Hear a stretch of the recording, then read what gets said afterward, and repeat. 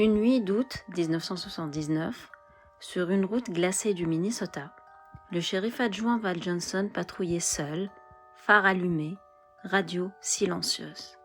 Rien ne laissait présager qu'en à peine quelques secondes, sa vie et sa carrière vont basculer. Ce soir-là, Val sera témoin de quelque chose que ni lui, ni personne n'est capable à ce jour d'expliquer. Salut, c'est Noxlore, j'espère que vous allez bien et que vous avez préparé votre petit café pour une nouvelle histoire incroyable mais vraie. Je m'excuse d'ailleurs pour ma petite voix un petit peu rock parce que je sors d'un petit rhume plus un déclenchement d'allergie. Bref, je commence à peine à récupérer ma voix, donc vous étonnez pas si elle est un petit peu rock. Maintenant, revenons à nos moutons. Donc, ce que je voulais vous dire, c'est n'oubliez pas de vous abonner si ce n'est pas encore fait et n'hésitez pas à me suivre sur Insta ou à juste venir me parler ou me raconter vos propres histoires étranges. Pour ce qui est d'aujourd'hui, on plonge ensemble dans le dossier troublant de Val Johnson et nous essaierons de répondre ensemble à cette question qui hante encore les enquêteurs plus de 40 ans plus tard. Qu'est-ce qui est arrivé à Val ce fameux soir de août 1979 ?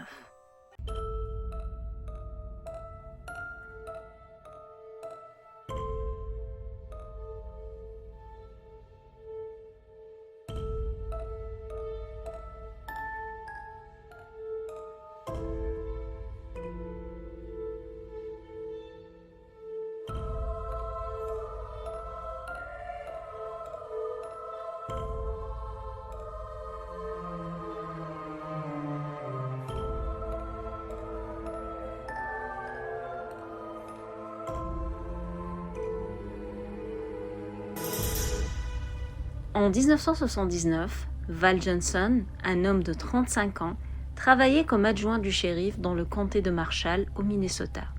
Avec une population d'environ 13 000 habitants, ce comté avait un très faible taux de criminalité. À l'exception des infractions routières occasionnelles, les nuits, pour Val, se déroulaient généralement sans incident. Le 27 août 1979, vers 2 heures du matin, Val patrouillait sur le County Road 5 en roulant vers l'ouest à partir de Stephen.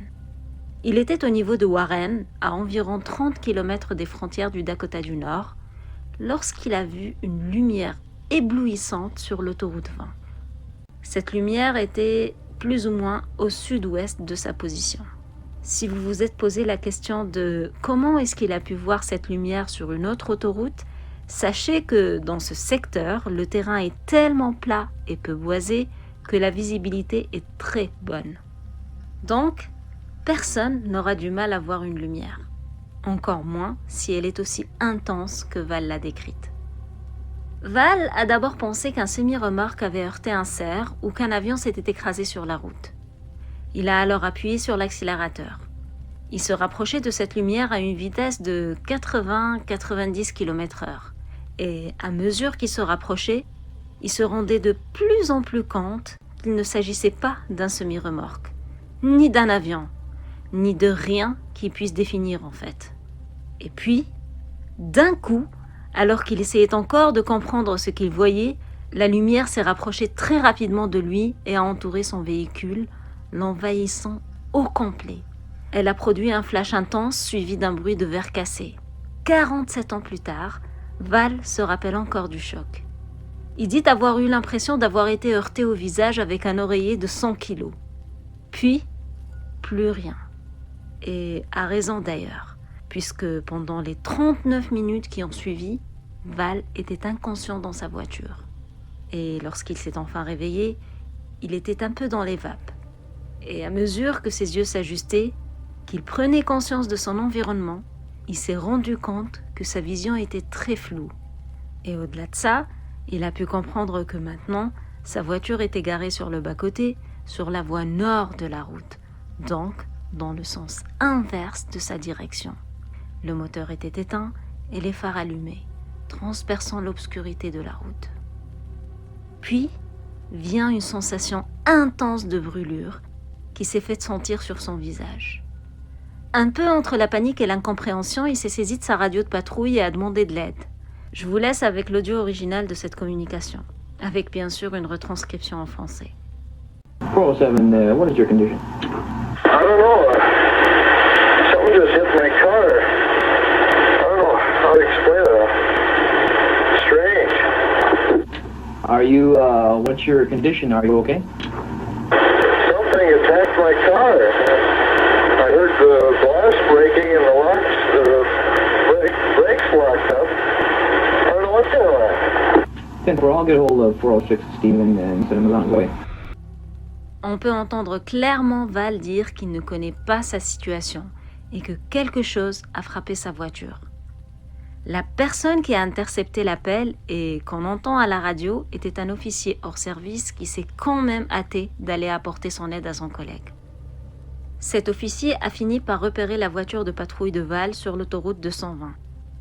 Sur place, il a trouvé une voiture phare allumée, seule dans le noir. Et dedans, il y avait Val. Il était désorienté, la tête appuyée contre le volant. Après avoir constaté les brûlures sur ses yeux, l'officier a contacté une ambulance pour le transporter à l'hôpital le plus proche. Une fois sur place, les médecins ont constaté une bosse au front, probablement secondaire au choc de l'accident, et une irritation aux 2 yeux. Les médecins ont comparé cette irritation à des brûlures similaires à celles causées par une exposition très intense à une source lumineuse puissante, qu'on appelle aussi d'ailleurs les Wilder's Burns. Les médecins ont tenté d'apaiser les brûlures avec des onguents et ont bandé les yeux de Val pour leur donner du temps de récupération. Puis, une fois stable, vers 3-4 heures du matin, un adjoint a ramené Val au commissariat, où il a enfin pu faire sa déposition et raconter ce qui lui était arrivé durant sa patrouille.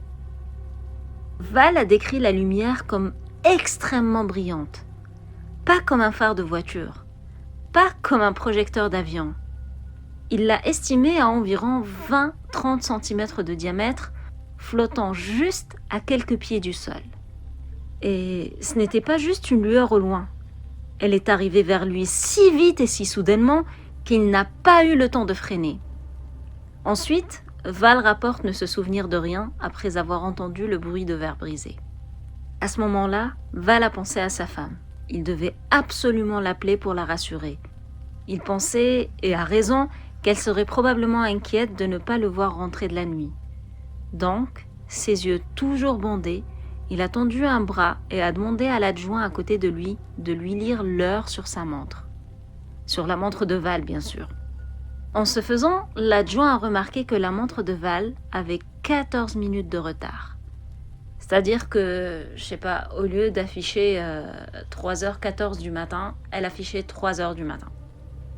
Curieux, cet adjoint est allé vérifier l'horloge du tableau de bord du patrouilleur de Val et, sans surprise, ou plutôt surprenamment, cette horloge avait aussi 14 minutes de retard. La coïncidence est peu probable étant donné que Val était catégorique. L'horloge et la montre fonctionnaient parfaitement tout au long de son quart de travail. D'ailleurs, quand on l'interroge à ce sujet, Val n'a aucune explication à donner sur ces 14 minutes qui semblent s'être volatilisées.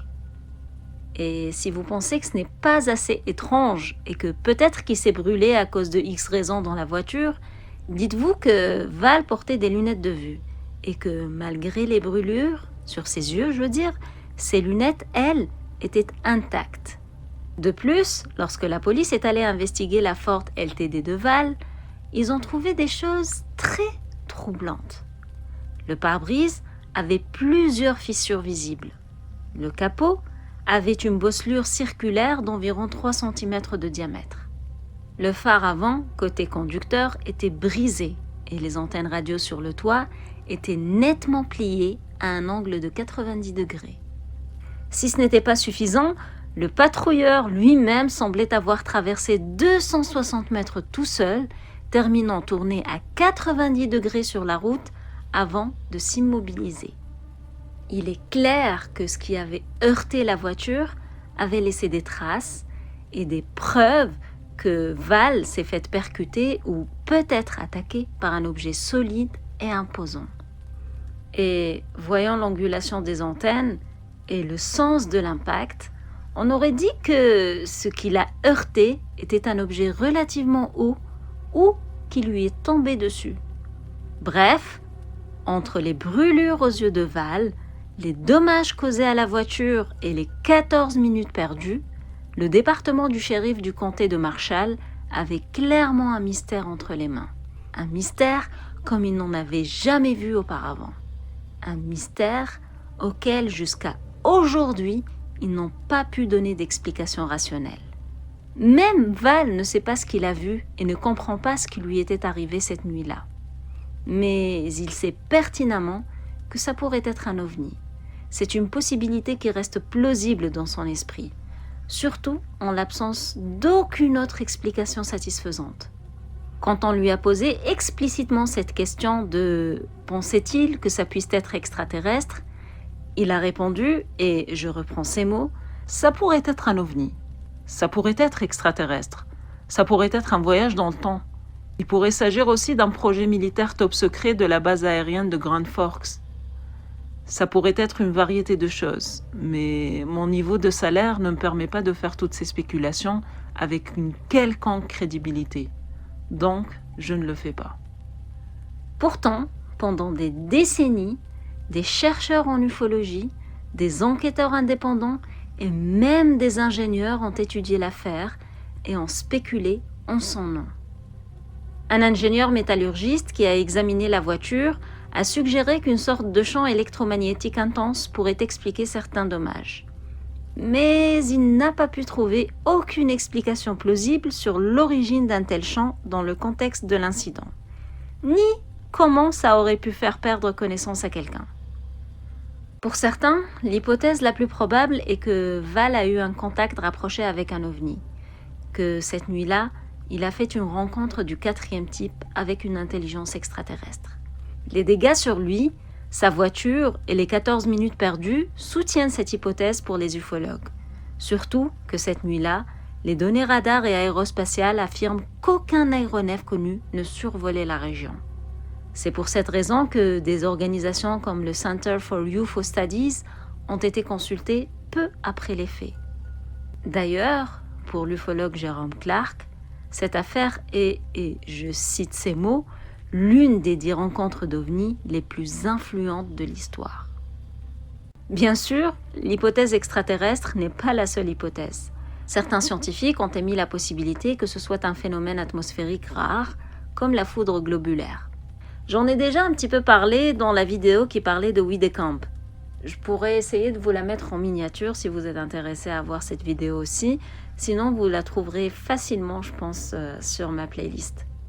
Pour revenir à cette foudre globulaire, en gros, c'est une foudre qui se présente sous la forme d'un globe qui se déplace en flottant. Elle est fortement lumineuse et tout contact avec elle peut laisser des séquelles comme des brûlures, voire même la mort. En gros, c'est une foudre qui est capable de te pourchasser pour te tuer. Aussi simple que ça. Cependant, parce qu'il y a un cependant, il y a un mais, il n'y a aucune trace météorologique qui a confirmé une tempête ou des conditions propices à l'apparition d'une foudre globulaire au moment de l'incident. De plus, on n'a aucune explication des 14 minutes perdues avec cette hypothèse. C'est-à-dire que, ok, disons que c'est une foudre globulaire, mais une foudre globulaire ne peut pas faire disparaître 14 minutes de ta vie. Donc, c'est encore une explication qui n'est pas assez satisfaisante. La rencontre de Val pourrait aussi avoir une explication militaire, comme il l'a suggéré lui-même et comme d'autres personnes l'ont fait. Ce qu'il a vu cette nuit-là était peut-être un appareil expérimental ou un autre aéronef non signalé.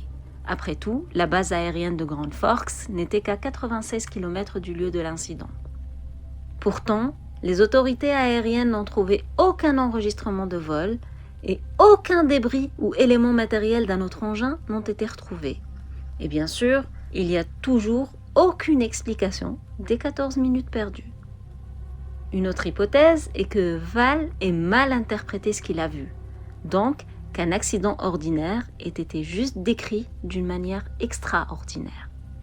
Mais encore une fois, l'ampleur des dégâts, les blessures, ou plutôt les brûlures oculaires très particulières, et le trou temporel dans l'horloge de bord et la montre de Val rendent cette explication difficile à tenir la route. La dernière hypothèse est évidemment celle du canular.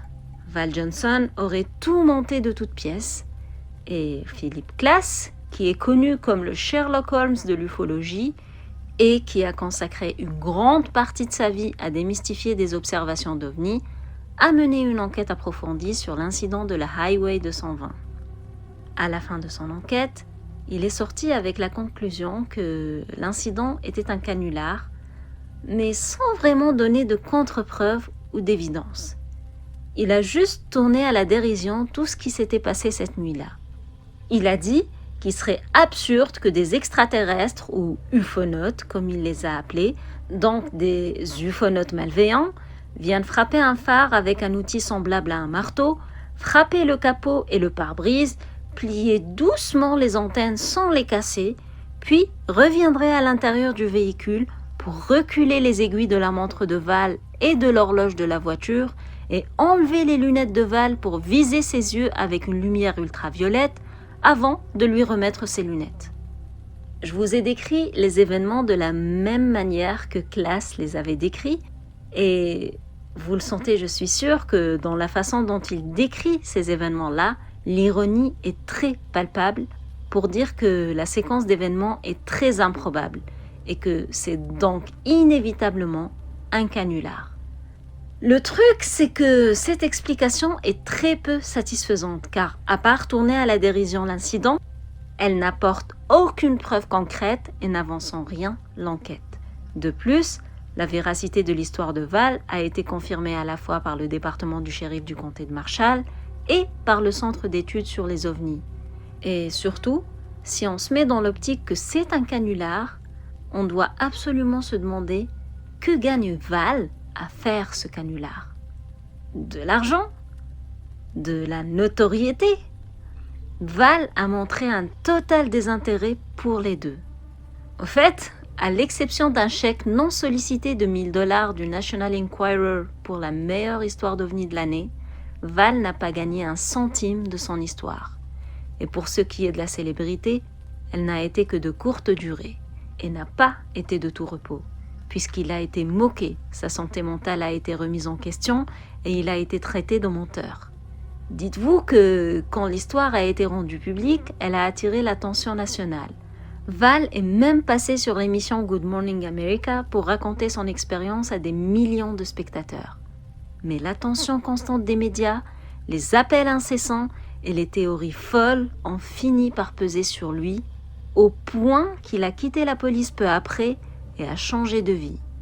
La presse locale a même rapporté que sa femme confiait que l'incident avait profondément perturbé l'organisation familiale avec des appels qui n'arrêtaient jamais.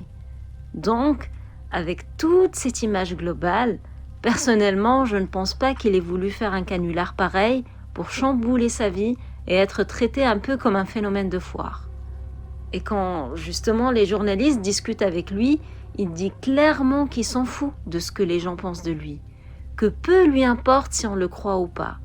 Surtout que, si on fait un minimum attention, Val Johnson lui-même n'a jamais dit que c'était des extraterrestres. Il a juste raconté ce qu'il avait vu, ce qu'il avait vécu et ce qu'il n'avait jamais pu expliquer. En dehors des fidèles aux ovnis, l'incident de Val Johnson a été en grande partie rapidement oublié. Et Val était heureux de ça. D'ailleurs, en 2014, dans un effort pour se rapprocher de sa famille, il a déménagé à Eau-Claire. Il tentait probablement aussi de prendre un nouveau départ. Une chance d'être à nouveau simplement Val Johnson, plutôt que le Val Johnson de l'incident Val Johnson. Pour ce qui est de la voiture de patrouille, la Ford LTD de 1977, aujourd'hui, elle est exposée telle qu'elle était après l'incident à la Marshall County Historical Society Museum à Warren, au Minnesota. Voilà ce que j'avais à vous raconter sur ce fameux incident de la Highway 220. C'est la première fois que je parle d'OVNI sur la chaîne, mais j'ai trouvé que cette histoire valait vraiment le coup d'être racontée. Alors dites-moi dans les commentaires ce que vous en avez pensé. Est-ce un canular, comme beaucoup insistent à le dire?